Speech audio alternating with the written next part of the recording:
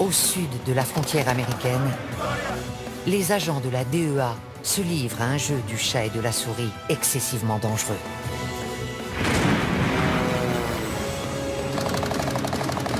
Dans toute l'Amérique centrale, ces flics d'élite combattent les cartels. On n'a jamais vu ce genre de bateau. Le flot de cocaïne d'inonder le marché nord-américain. Il y en a une sacrée quantité. Il en sort de partout. Face à eux, un ennemi ingénieux et brutal. Il a avalé 100 boulettes, l'équivalent d'1 kilo. Des milliards de dollars sont en jeu. La vache. Ça fait un paquet de blé. Allez-y, nettoyez le secteur. Bon sang. Découvrez les coulisses d'une guerre dont tout le monde a entendu parler, Le voilà. mais dont peu connaissent la réalité. Vous ne nous dites pas la vérité. C'est lui avec le bébé. Nom de Dieu. Oh, bon sang.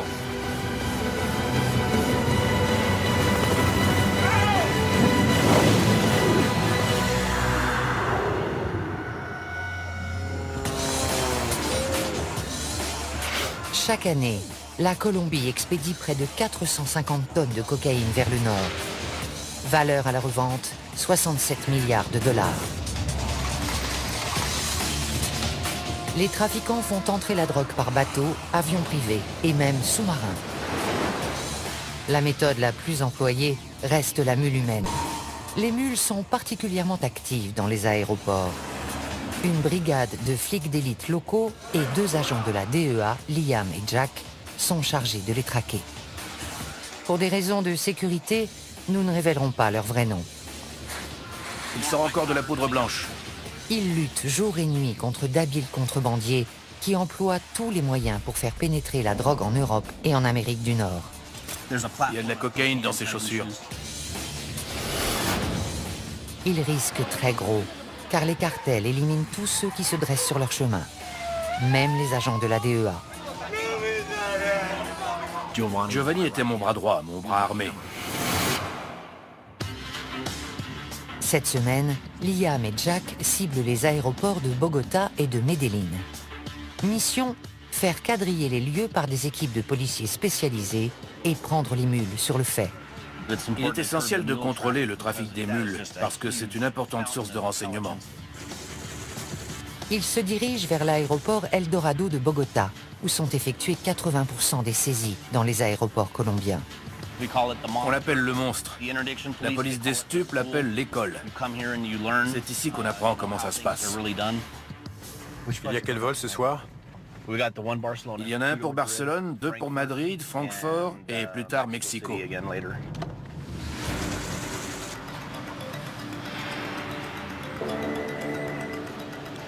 Allô? Ok, t'es où? On est en train d'arriver. Salut. Un chien a repéré un sac suspect et la police a isolé un ressortissant italien et ses bagages dans une zone sécurisée. Ils sont sûrs qu'il y a de la coke dedans, alors ils les ont mis sous clé.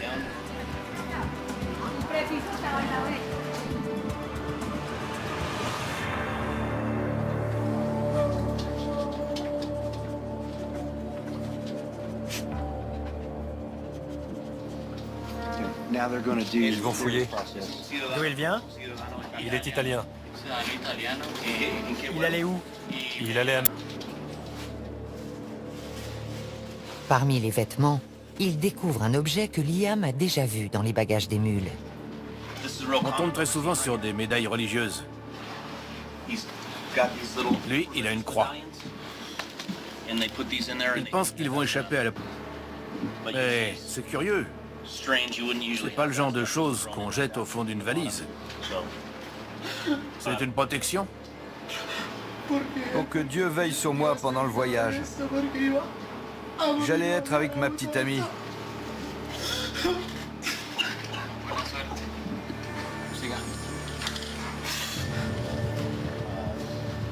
La veste n'est pas normale à la palpation. Il y a quelque chose de lourd dans la doublure. Il perce le tissu pour récupérer la substance et la passer dans ce test de détection positif à la cocaïne. Dans ce cas, Le jeune Italien sera arrêté et passera les 3 prochaines années dans une prison colombienne. Voilà. Test positif à la cocaïne. Positif.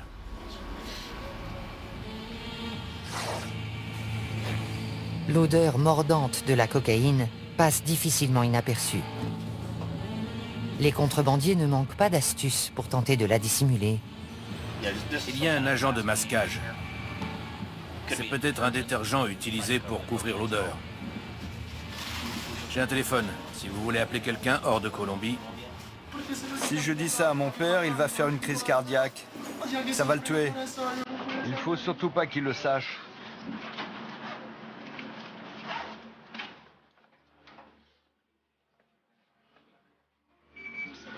Je suis arrivé en Colombie le mois dernier avec ma petite amie.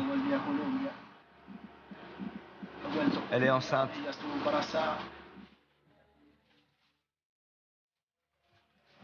Je l'ai fait pour l'argent, pour pouvoir créer une entreprise, parce que je ne voulais pas qu'elle me quitte.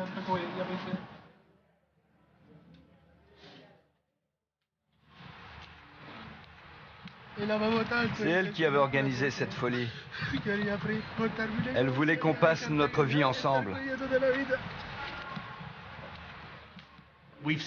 la tendance est aux ressortissants étrangers en Colombie. Ils se mettent avec des Colombiennes et elles les poussent à faire de la contrebande de drogue. Je ne sais pas pourquoi, mais ils acceptent. Ils plongent tête baissée. J'ai perdu la tête. On peut perdre la tête pour une femme. Moi, je l'ai perdue pour elle. Il y a une seule femme qui vaut que tu perdes la tête. C'est ta mère.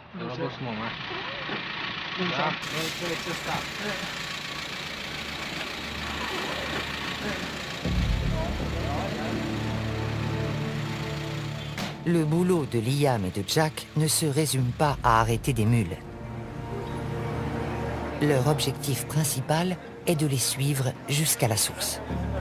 Au revoir.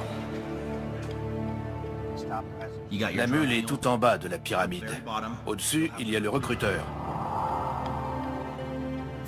Du recruteur, on peut remonter à l'emballeur. Il y a les expéditeurs colombiens et il y a un destinataire. Et puis il y a le boss. On essaie de démanteler toute la chaîne. Près de l'aéroport de Medellín, les trafiquants nous ont accordé le rare privilège de pénétrer dans leur monde. Ces gens sont ceux que Liam souhaite coffrer à tout prix. Cet homme, que nous appellerons Carlos, est un spécialiste, un emballeur dans le jargon du narcotrafic.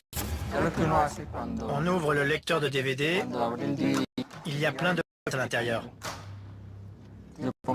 Je peux mettre quelque chose ici, ici et ici. Il est fier de son travail, mais il le fait rarement en public. Regardez. On dirait un câble de DVD tout à fait normal. Cette activité peut lui rapporter jusqu'à 11 000 $ par mois. Je gagne beaucoup plus que n'importe quel salarié. Je gagne en un mois ce qu'une personne normale gagne en un an. Carlos ne pourra jamais quitter le cartel, même s'il le souhaitait. Il en sait beaucoup trop. Tu bosses ou t'es mort. Il n'y a que 2 options. Tu les connais, tu sais comment ils travaillent, comment ils expédient la drogue. Ce serait très difficile de les lâcher. Tu fais ton boulot et tu la fermes, c'est mieux.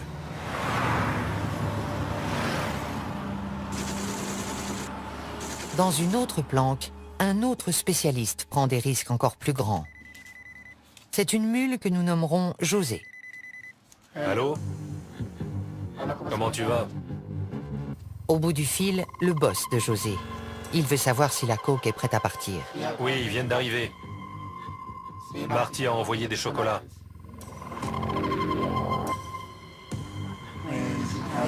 Pour pouvoir survivre, je transporte de la drogue.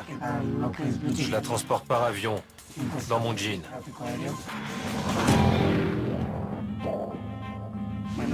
Ça, c'est mon jean normal. On le transforme.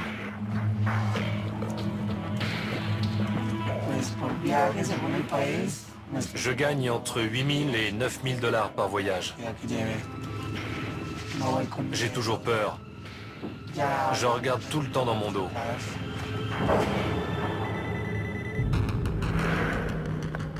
Un autre appel. Cette fois, ce sont les directives. Ils te veulent y aller. Et si tu es prêt mentalement, ils te font répéter ce que tu vas dire, ce que tu vas faire, pourquoi tu voyages. Tu connais ton rôle quand tu arrives à l'aéroport.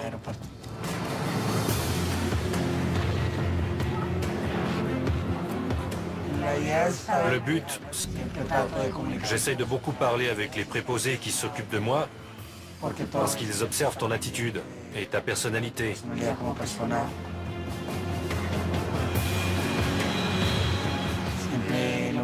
Ma mère vient m'attendre à l'aéroport.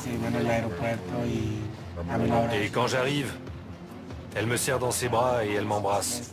Ce n'est pas facile pour elle. Ce n'est pas normal. Ma mère est une femme bien.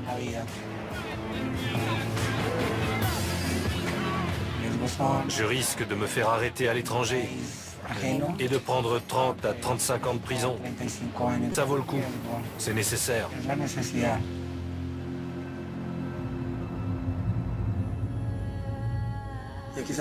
Je le fais pour ma mère, pour mon frère, pour mes études. Ce n'est pas un travail honorable, mais je suis forcé de le faire. En sortant, José nous demande de ne pas le suivre. On ignore ce qu'il est devenu.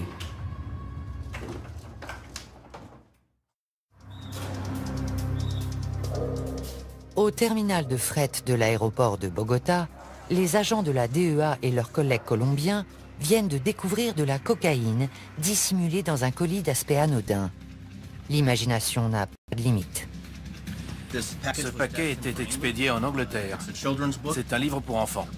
À première vue, il a l'air normal. Mais il dit qu'on a dissimulé de la cocaïne dans la couverture.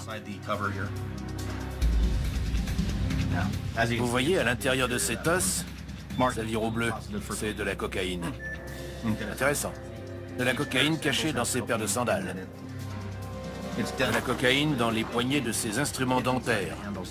Les hommes de la brigade des stupes colombienne sont les meilleurs du monde. J'ai commencé à travailler avec eux à mon arrivée et j'ai vu des choses hallucinantes. Je me demandais comment ils faisaient pour découvrir tout ça. Je crois qu'on nous en apporte un autre.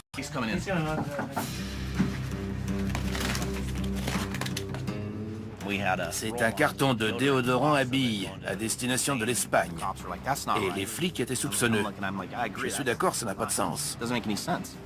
Je pense qu'il y a un petit réservoir ici contenant du vrai déodorant et un double fond dessous rempli de cocaïne liquide. Je vais passer pour un crétin si je me trompe. Mais d'après mon expérience, je dois être dans le vrai. Perce un petit trou ici. Liquide.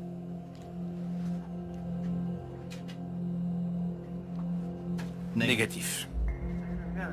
Si ce flacon contient de la cocaïne, elle a été très habilement dissimulée. Je le presse, rien ne sort.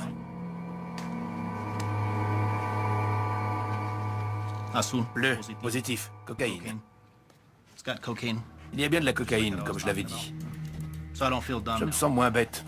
C'est de la cocaïne liquide. Encore un point pour les flics.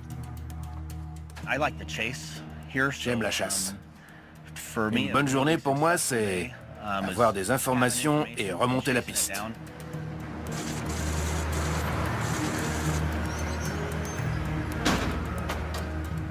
Dans l'après-midi, les hommes contrôlent des manifestes d'expédition. Ils cherchent des informations qui leur permettraient de remonter la chaîne jusqu'au chef de réseau. Il y a environ 3,5 tonnes de fret. Il suffirait d'un indice pour nous aiguiller. Ça part au Costa Rica. Il y a un nom et des numéros de téléphone. Je vais tout rentrer dans la base de données. À l'étage des départs, les policiers cherchent d'autres mules voyageant sur le vol de Madrid. Plusieurs indices nous mettent sur la voie. En général, quelqu'un qui a avalé de la drogue est très pâle. Il est mal à l'aise, il transpire. Il peut même avoir une petite croûte blanche sur les lèvres. Ceux qui s'en font une ceinture restent loin des autres. Les passagers qui montrent ces signes révélateurs ou qui paraissent simplement nerveux passent dans ce scanner corporel de dernière génération. C'est un appareil à rayons X qui radiographie les organes internes pour voir si la personne a avalé des capsules d'héroïne ou de cocaïne. Un Italien traverse le portique sans problème. Mais l'aspect de ses chaussures alerte les policiers. On a interpellé un passager italien. Veuillez retirer vos chaussures, monsieur. On va pratiquer les premiers tests pour voir s'il y a de la cocaïne ou de l'héroïne dans ses chaussures. C'est positif à la cocaïne. Bleu. Bilan du vol de Madrid, une seule mule. Mais ce n'est que la première arrestation d'une soirée qui va se révéler trépidante.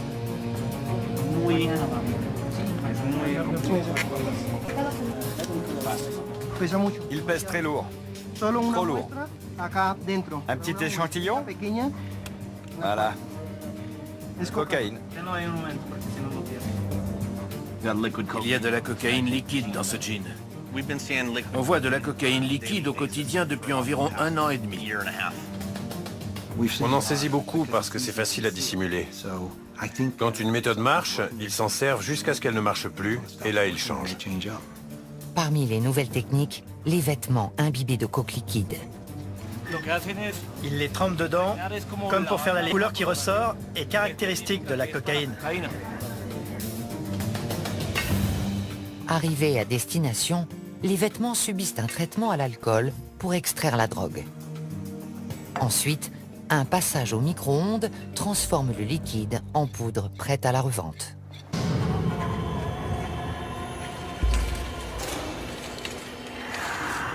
Toutes les formes de contrebande sont risquées, mais la méthode la plus dangereuse est celle des bouletteux. Liam et le major Delgado de la police colombienne répondent à un appel. Une mule qui avait ingéré 40 boulettes a été arrêtée. Cette fois, il ne s'agit pas de cocaïne, mais d'héroïne. Si elle se répand dans l'organisme, elle tue encore plus vite que la coke. Nous sommes à l'hôpital Anguattiloa. Cette femme a été prise ce matin. Comme vous le voyez, il y a plusieurs boulettes. Le test préliminaire s'est révélé positif à l'héroïne. Normalement, un policier accompagne la personne aux toilettes et la regarde expulser les capsules.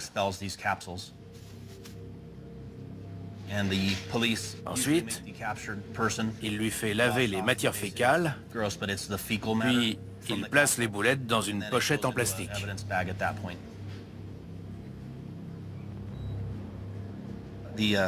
La femme dit qu'elle a avalé 40 capsules. Jusqu'à présent, elle en a expulsé 36. Il en reste 4. Elle espère qu'elle va les expulser bientôt, parce qu'elle craint pour sa vie. Malheureusement, sa vie n'est pas seule en jeu. Elle est enceinte. J'étais obligée de le faire. Je suis au chômage et j'ai besoin d'argent pour nourrir mes enfants. J'ai honte. Je viens d'une bonne famille. Il ne pouvait rien arriver de pire. J'ai déshonoré mon nom. Les miens vont me rejeter. Je sais qu'une longue route m'attend. Je m'inquiète pour mes enfants. J'ai fait ça pour eux. Liam a entendu des centaines d'histoires tragiques, de mauvaises décisions prises pour de l'argent facile. Ils peuvent se faire beaucoup d'argent. S'ils réfléchissent à court terme, ils trouvent que ça vaut la peine. Ils pensent qu'ils ne se feront pas arrêter. Mais on les prend à tous les coups. Ça ne vaut pas la peine. Ils peuvent y laisser la liberté ou même la vie.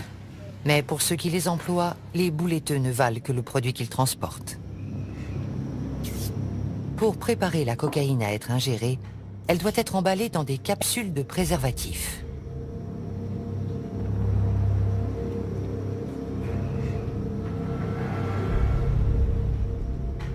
On m'apporte le produit, on me dit emballe-le et c'est tout.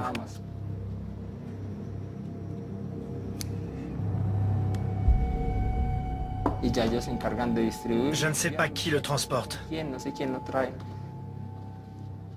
Ce qui compte, c'est d'être payé.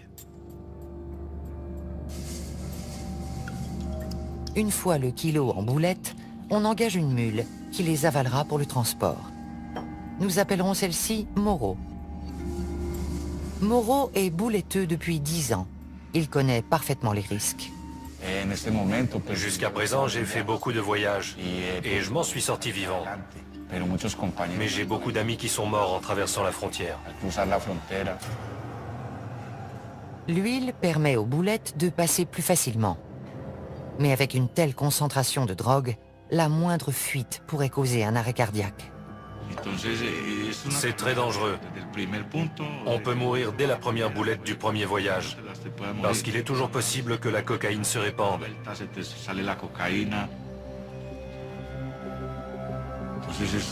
C'est le métier de la mort. Quand on part, on ne sait jamais si on va arriver en vie. Ça me terrifie. Vraiment. Les horreurs du narcotrafic ne se limitent pas aux mules. On compte aussi d'innombrables victimes parmi la population et la police colombienne. Une réalité qui frappe Liam et Jack de plein fouet. Ils viennent d'apprendre qu'un de leurs plus proches collègues a été assassiné au cours d'une rencontre avec un informateur à Medellín. Il s'appelait Giovanni. J'étais très proche de lui, c'est dur.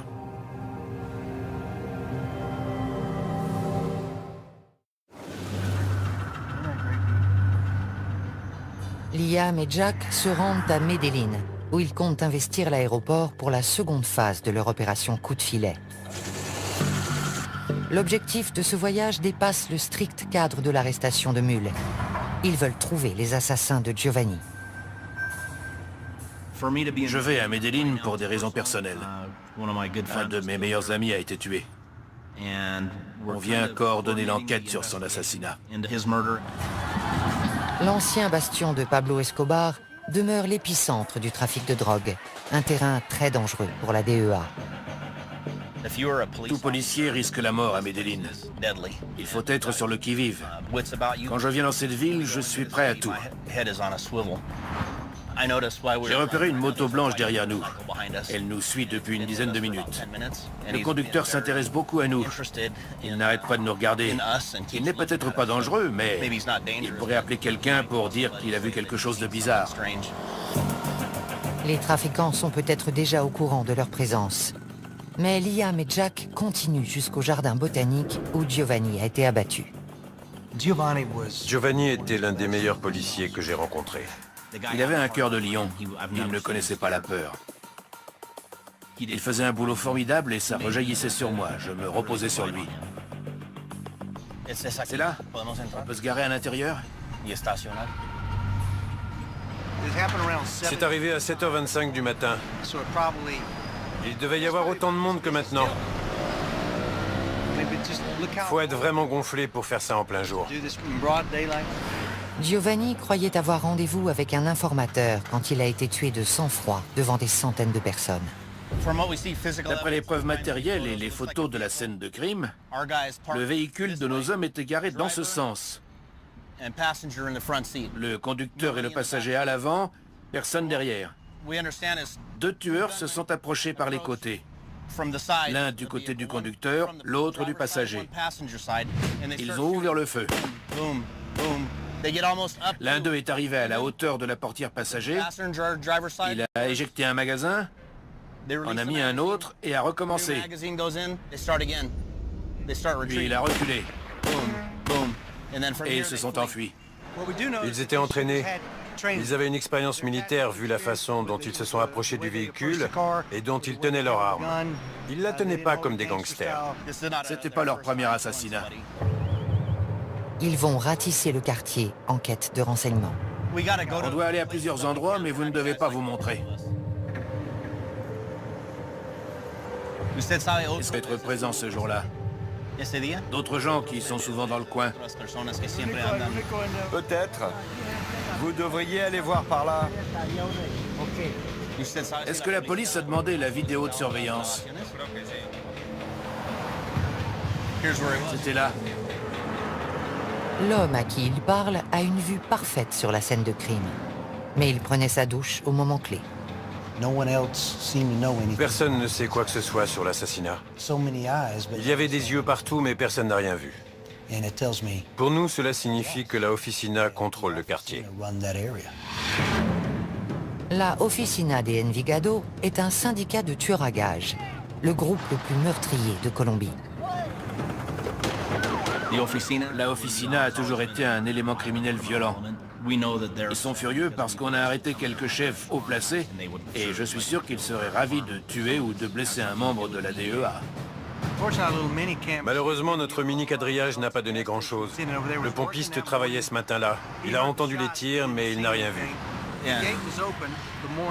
Le portail était ouvert, mais nos hommes ne sont pas entrés. Ils se sont garés là. Ça me paraît bizarre, parce qu'ici c'est un trottoir. Pourquoi n'ont-ils pas été plus loin pour libérer le passage? C'est une rue complètement dégagée et très fréquentée. Drôle d'endroit pour une fusillade. Je crois que la Oficina voulait que l'assassinat soit public. Elle voulait envoyer un message. Il y a sans doute eu des centaines de témoins, mais personne ne parle. Le quartier est sous leur coupe. Les gens ont peur de parler. Imaginez que vous vivez à Chicago et qu'une organisation criminelle et ses commandos de tueurs sont implantés dans votre quartier. Vous n'iriez pas parler d'eux. Regardez en haut des collines. C'est un bassin de recrutement de trafiquants et d'hommes de main. Il y a aussi des tas de gens honnêtes, mais c'est là qu'ils recrutent. La Oficina croit pouvoir opérer impunément dans ce secteur. C'est très difficile pour la police quand personne ne veut coopérer avec elle contre les voyous qui infestent la ville et qui tuent des innocents et des policiers compétents qui font de leur mieux.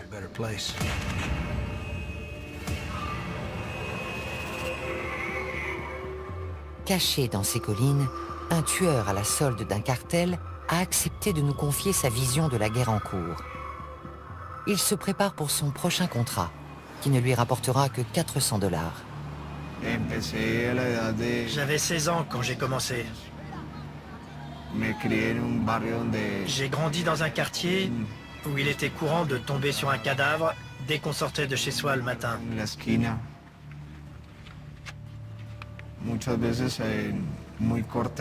Quand on est très jeune, l'esprit assimile ce genre de choses.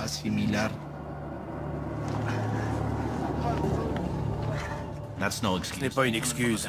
Venir d'un quartier défavorisé n'autorise pas à tuer. Comment peuvent-ils faire ça à d'autres êtres humains? Je ne comprends pas. Quand on tue quelqu'un, on n'a ni dignité ni mort.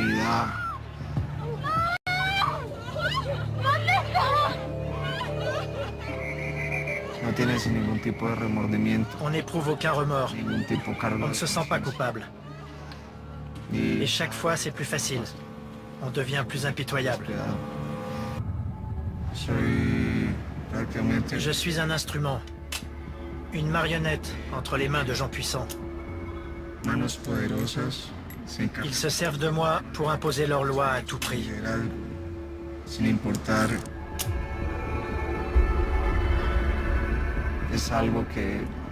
C'est quelque chose qu'on a dans le sang. Comme un fil dans un tissu. Quand on commence à tirer dessus, on ne s'arrête plus. Il n'y a pas de compassion.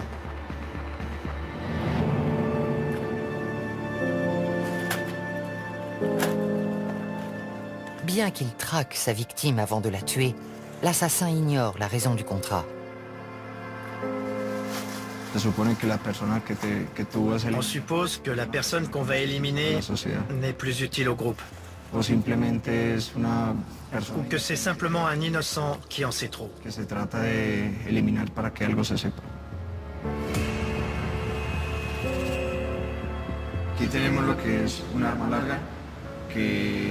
Ce fusil sert pour les boulots où on doit percer des gilets pare-balles. Avec le pistolet, on tire, puis on le cache.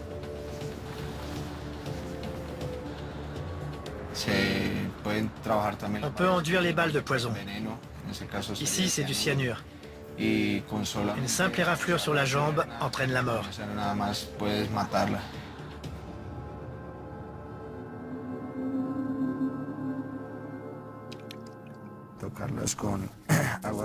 On lave les balles à l'eau bénite et on récite la prière de l'assassin. Que la divine fortune guide ces balles sacrées pour qu'elles donnent la mort sans faillir. Que cette mort soit sans violence, que la victime ne souffre pas. Amen. Des tueurs à gages qui disent des prières et qui se signent, pour moi, c'est de l'hypocrisie. Dire une prière pour aller tuer quelqu'un qui a des enfants, ça me fait penser à une brute. Seule une brute est capable de faire ça pour se rassurer. Avant de partir, le tueur dit aussi une prière pour lui-même. Pour la défense de mon âme et de mon corps. S'il y a des yeux, qu'ils ne me voient pas. S'il y a des mains, qu'elles ne me touchent pas. Que mon corps ne soit pas blessé. Que mon sang ne coule pas et que je ne perde pas mon âme. Au nom du Père éternel et de la Sainte Trinité. Amen.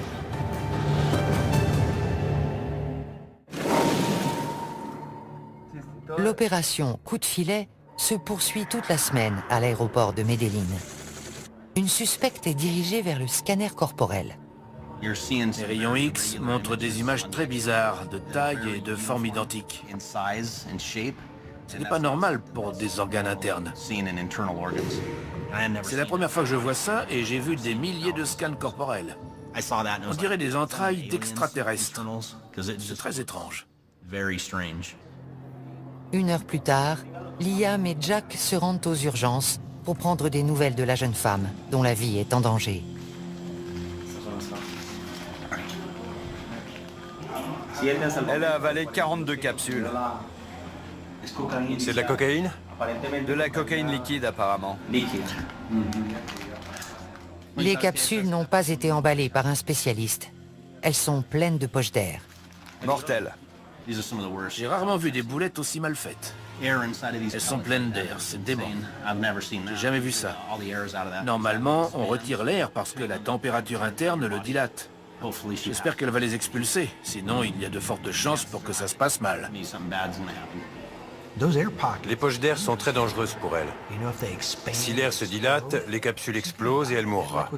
Son organisme sera inondé de cocaïne liquide, elle fera un arrêt cardiaque et elle mourra très vite. Un chimiste de la police colombienne vient analyser le liquide contenu dans les boulettes. Plus la drogue est pure, plus le risque de décès est élevé. Vous avez déjà fait des tests sur ce genre de liquide? Oui. Les derniers doutent, il pratique un autre test. Si la solution vire au bleu, la présence de cocaïne sera prouvée. Réaction positive au chlorhydrate de cocaïne. Soudain, la bouletteuse se tord de douleur. Tu ne te sens pas bien? Pas bien du tout. On t'a donné un laxatif? Oui, Tu as mal? j'ai très mal au ventre. Liam veut savoir pourquoi elle a fait ça. À cause du stress et du manque d'argent. Tout le monde fait des erreurs.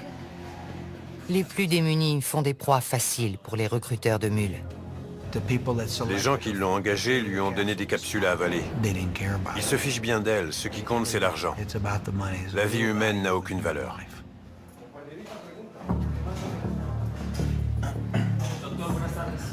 Qu'est-ce qui se passerait si l'une d'elles s'ouvrait? Il faudrait pratiquer une opération à haut risque. Je vois. Vous pensez qu'elle va les garder longtemps dans l'estomac? Non.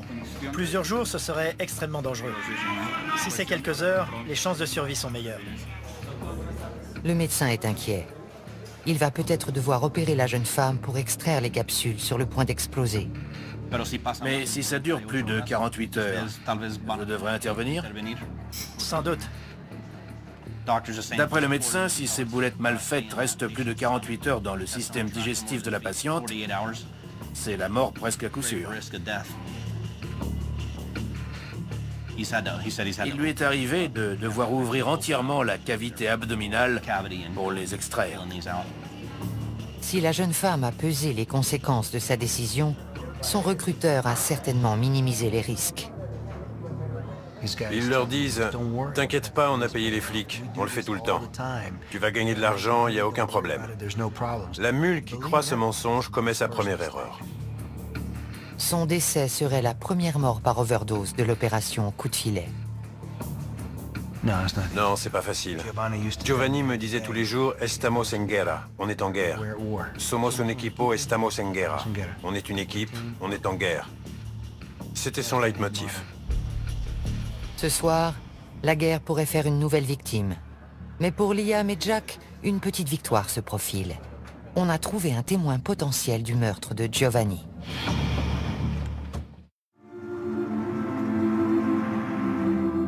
Avant d'entamer une journée chargée, les deux agents passent prendre des nouvelles de la jeune bouletteuse. On fait juste un saut à l'hôpital pour voir comment elle va.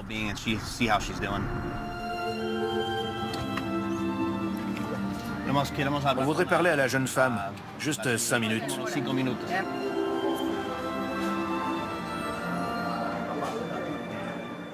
Je crois qu'elle est aux toilettes. Elle a expulsé la dernière? La dernière est passée. Le lendemain, quand je l'ai vue, j'ai été étonné qu'elle ait passé la nuit. Les formalités de sortie vont prendre une demi-heure. Ensuite, ils l'emmèneront en comparution initiale, puis en cellule. Mais elle a survécu. Bonjour, comment ça va? Bien, beaucoup mieux. J'ai plus mal. Elle a eu beaucoup de chance d'expulser toutes les boulettes. Elle est complètement remise. Liam et Jack tentent d'en savoir plus sur la personne qui l'a engagée. Mais elle maintient qu'elle a agi seule. Elle dit qu'elle est seule en cause. Je ne la crois pas. Je ne crois pas qu'elle avait les fonds pour acheter de la cocaïne et prendre l'avion pour le Honduras en espérant trouver un acheteur sur place.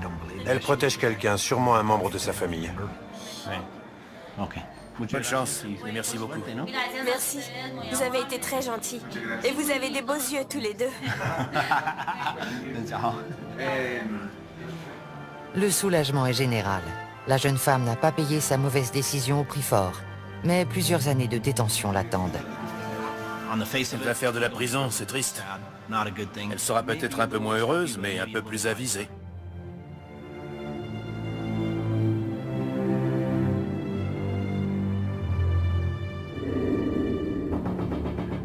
Dans l'après-midi, Liam et Jack apprennent qu'un coup de fil important a été intercepté. Ils pensent qu'il provient de l'un des organisateurs de l'assassinat de Giovanni. Il flippe complètement au téléphone. Il dit qu'on lui a tiré dessus. Ils se rendent à l'hôpital où l'homme est soigné. Pour Liam, on a voulu l'abattre à cause de ce qu'il sait. On va lui mettre les points sur les i.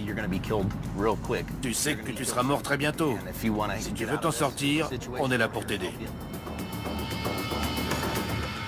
La coopération de cet homme pourrait marquer un tournant décisif dans l'enquête. Franco, on va à l'hôpital. J'espère que cet individu va faire une déposition et identifier les gens qui ont tué Giovanni. On arrive à l'hôpital. On ne peut pas vous emmener, c'est trop important.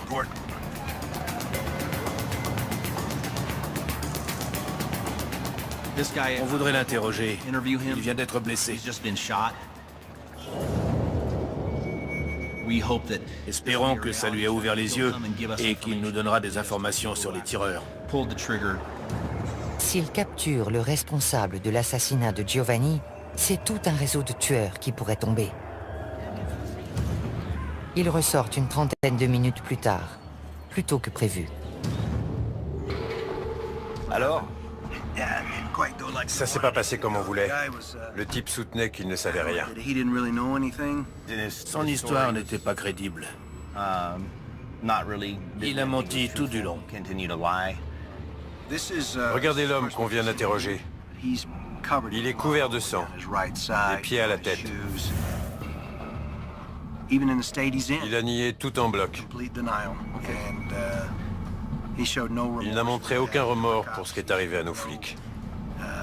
Aucune volonté de nous aider. Et il ne craint absolument pas pour sa vie. L'individu redoute bien davantage les assassins de la Officina que d'être incarcéré par la DEA. À cause de son silence, l'enquête piétine.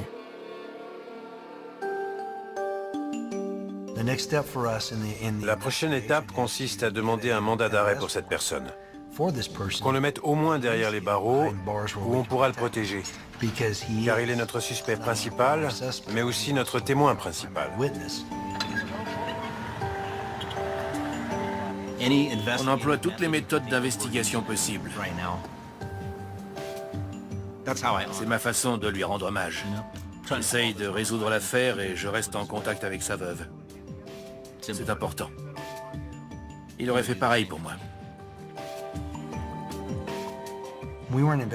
On n'enquêtait pas sur la Officina de Envigado, mais maintenant on les a dans le collimateur. On n'oubliera pas, on ne laissera pas passer.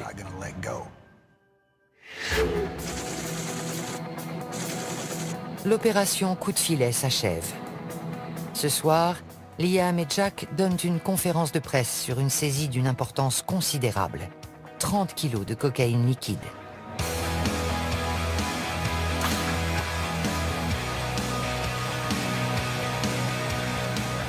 Chacun de ces sachets d'apparence anodine contient un ballon de la plus pure cocaïne liquide. Elle a été dissimulée avec art, mais c'est le boulot de la DEA. Vous avez essayé de ce côté? Non, je le sens au toucher. Pas à l'odeur. Ils sentent rien, mais eux, ils ont reniflé plus de cocaïne que moi. Si vous l'ouvrez normalement et que vous pressez dessus, il sentira de la mayonnaise ou du ketchup. Et vous ne sentirez pas la cocaïne. Mais dès que vous percez le sachet, l'odeur de la cocaïne couvre tout. Celui qui l'a emballé a fait du bon boulot pour la masquer. C'est une bonne méthode de contrebande. On a tout vu ici, dans le pantalon, les vêtements imbibés. Leur imagination en matière de cachette n'a pas de borne. Cette saisie est une victoire pour la DEA et ses collègues colombiens. Et alors même qu'ils se réjouissent, les trafiquants échafaudent de nouveaux plans et expédient des tonnes de drogue vers l'Amérique du Nord.